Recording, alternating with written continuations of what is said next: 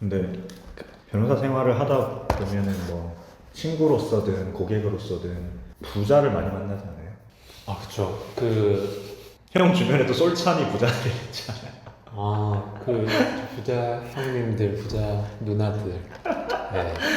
많죠. 일하면서 제가 뭐 학생 시절에는 볼 일이 별로 없었던 형들도 보게 되고. 뭐 타고난 부자들도 있고, 그러니까 집이 워낙 유복해서 타고난 부자들도 있고, 네. 아니면은 이렇게 자수성가형도 자수성가해서. 있고, 이거 두 개가 다 있는, 그러니까 타고난 부자인데 뭐 교육도 잘 받고 해서 뭔가 능력이 있어서 뭐 또 더 큰 네. 부를 이루고 뭐 이런 뭐 그런 분들도 분도 있고. 근데 저는 유튜브 같은 데 보면 요새 자기계발 영상 이런 걸 봐도 뭐 맞아요. 부자가 되려면 이렇게 하세요. 뭐 이것만 하면 부자가 될 수 있습니다. 이런 영상이나 책들이 많은데 그거는 그건데 내가 살면서 바로 좀 맞닥뜨리게 되는 일이 내 주변의 부자를 대할 때 나는 좀 어떤 마음이어야 되는가. 그러니까 부자 되는 법이 아니라 부자 부자 대하는 대하는 방법도 난 좀 중요한 것 같더라고. 이게 자기 멘탈도 잘 지키고 그 친분도 잘 유지하고 이러기 위해서는 네. 부자라는 이유로 색안경을 끼고 볼 이유도 없고 부자라는 이유로 두 손 두 발 다 들고 환영할 이유도 없잖아요. 그쵸. 근데 이게 그 사람이 되게 부자면 뭔가 그 사람을 바라보는 시각이 좀 일반인과 달라지는 현상이 좀 있는 것 같거든. 그래서 이렇게 뭐 대하는 게 좀 달라진다든가 똑같은 행동을 해도 저 돈 많아서 저렇게 건방지게구나 뭐 약간 이런 패러다임도 생기고. 돈 많은 친구 많으시죠? 제 친구들은 저랑 비슷한데. 그렇게 근데 많아요? 뭐 일을 할 때는 일하면서 많이 만나죠. 일하면서 많이 만나고 뭐 업무적으로. 부럽지 않으세요? 그럼 뭐 그냥 근데 뭐 네. 부자라서 부럽다 이런 건 모르겠고 경우에 따라서 이제 경제적 여유에서 오는 다른 어떤 삶의 질이나 이런 거 잘 가꾸는 사람들은 부럽죠. 돈이 있어도 다 똑같구나 이런 생각이 드는 경우들도 있는데 그런 경우에는 뭐 사실 막 부러울 건 없는 것 같고. 근데 저는 옛날에 솔직히 고백을 하면 옛날이를 봤자 뭐 10년도 안 된 것 같은데 일 안 해도 되는 부자들 있잖아요. 그냥 날 때부터 일 안 해도 되고 아니면 자기 자리가 이미 마련돼 있고 뭐 하세요? 저 그냥 아버지 회사 다닙니다. 뭐 약간 이거 있잖아. 그거를 제가 어릴 때는 좀 부러워했던 것 같아요. 솔직히 말해서.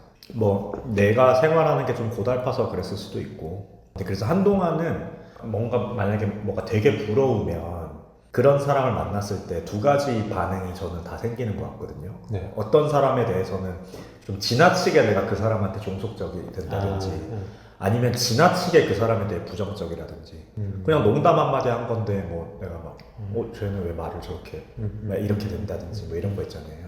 네. 로펌에서도 열심히 일은 하지만은 사실 일 안 해도 되는 사람들도 꽤 있잖아요. 우리 로펌 날 다닐 때도 그렇죠. 보면. 사람들이 막 저 사람은 왜 저렇게 왜 저렇게 일하지 이런 힘들게 일을 하지 이렇게 생각하는 경우들이 있죠. 그러니까요. 이제 그런 걸 되게 이제 막연하게 되게 부러워했던 것 같은데 근데 진짜로 약간 좀 신기한 건데 나이가 들면서 들어갈수록 계속 그런 사람들을 더 많이 보게 되잖아요. 그러니까 마주칠 일이 더 많잖아요. 어떤 형태로 일이든 사교든. 그러니까 내 나름대로는 이제 그냥 그런 게 생기더라고. 그 사람도 그냥 하나의 그냥 사람이고. 그러니까 나는 그렇게 생각한 거야. 예를 들어서 그 사람은 자기보다 뭐 돈이 좀 없는 사람을 이렇게 생각할 거야 하는 되게 고정관념. 이 사람은 악마화하든지 천사화하든지 뭐 했던 거지.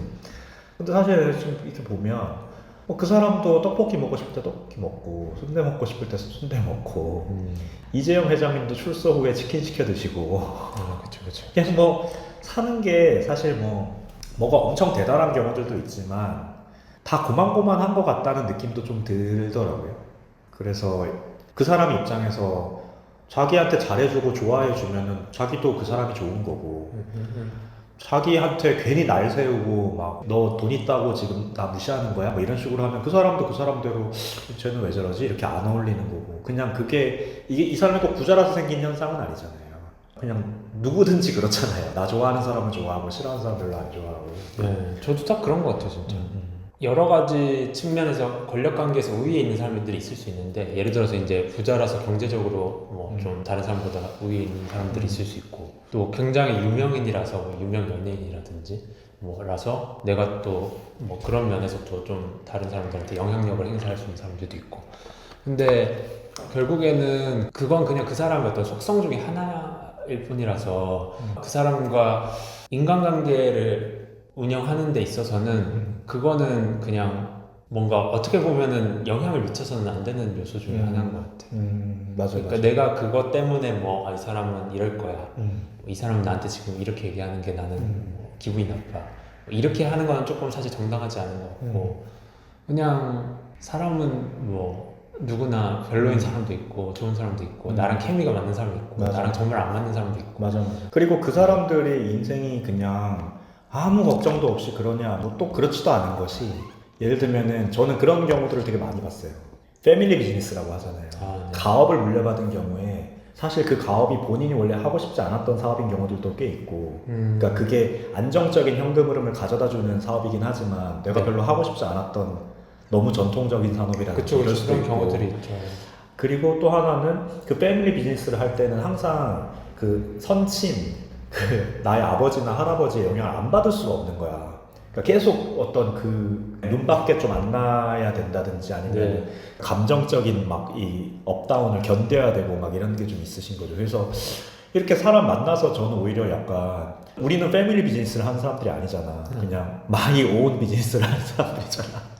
그러니까 패밀리 비즈니스를 하는 사람들이랑 이렇게 만나서 그렇게 살면 어떠냐 이런 걸 저는 물어보기도 하고 막 그랬거든요. 좀 재밌어. 그러니까 그렇게 이렇게 터놓고 얘기를 하니까 오히려 그러니까 그것도 그 나름의 고충이 있네. 나도 참 내가 사는 것만 이렇게 힘들다고 생각했는데 또 누군가는 나를 보면서도 쥐가 뭐가 힘들다고 저렇게 힘들다고 해. 막 이렇게 생각하겠지만 저는 사실 어렸을 때 기준으로 생각하면 지금 되게 부자거든요. 제가 그토록 부러워했던 부자가 지금 저입니다. 근데 이제 저도 사실 그런 생각 많이 드는 게 평범한 게 진짜 사실은 희소한 가치인 것 같아요. 맞아. 또 저 살면 또 어떻게 보일지 모르겠지만 그렇게 뭔가 어떤 부분이 남들과 굉장히 다른 면이 있으면 분명히 이제 남들은 이해하지 못하는 고충이 생기더라고요.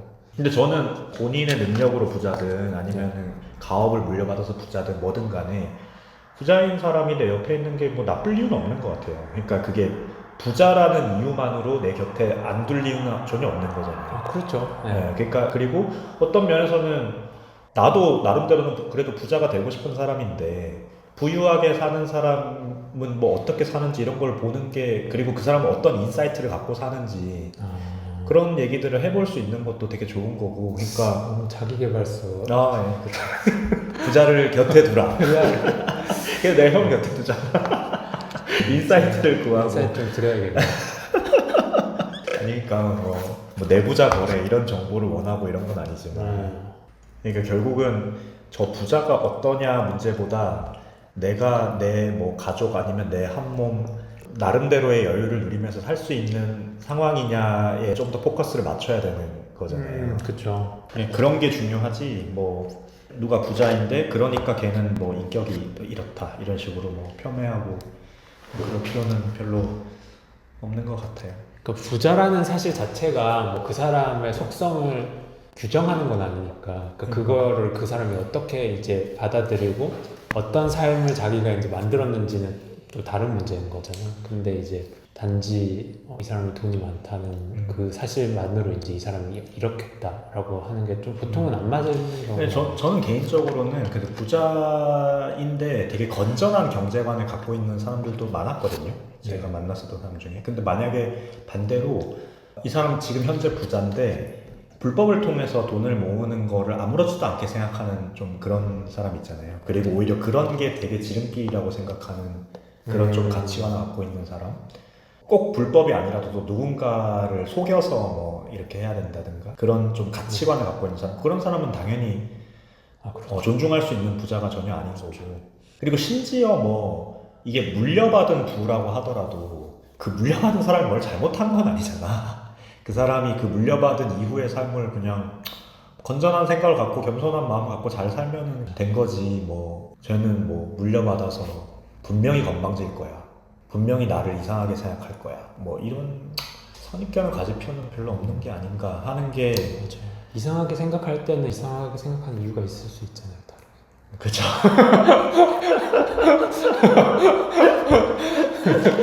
그리고 뭐 우리가 뭐 불법을 저지르고 싶진 않지만 우리도 뭐 부자가 되고 싶잖아요. 부자까지는 아니라도 뭐 크게 막 돈에 쪼들리면서 살고 싶지는 않다는 생각을 그렇죠. 여유 있게 살고 하면서, 싶죠. 예, 여유 있게 살고 싶잖아요. 그 부자라는 요 워딩이 조금 갖고 있는 묘한 뉘앙스가 있지만 어쨌거나 누구나 다 여유롭게는 살고 싶잖아요. 그렇죠. 너무 쪼달리면서 살고 싶은 사람은 없겠죠. 누구나 다 캐비어 맨날 먹으면서 살고 싶다 이렇게 생각은 안 하겠지만은 내가 지금 먹고 싶은 뭔가를 그냥 돈 때문에 막 안 먹고 그렇게 하지 않아도 되는 삶을 꿈꿀 거잖아요. 누구나. 또 애가 있는 사람은 자기 애한테 더 그럴 거고 그거를 그냥 갖고 있는 사람에 대해서 막 다 뭐 부정적으로 생각할 필요까지는 없는데 대신에 이제 내가 너무 부안해동하지는 않아야 한다 하는 게 40세 승훈이가 하는 생각. 40세 그 뭐지 약간 그 공자가 얘기하는 뭐 마음이 부록이죠. 네. 유혹에 흔들리지 않는다 뭐 이런 건가? 부록이. 유혹이 없어서 안 흔들리고 있는 거지. 유혹이 오면 또 흔들릴 거야.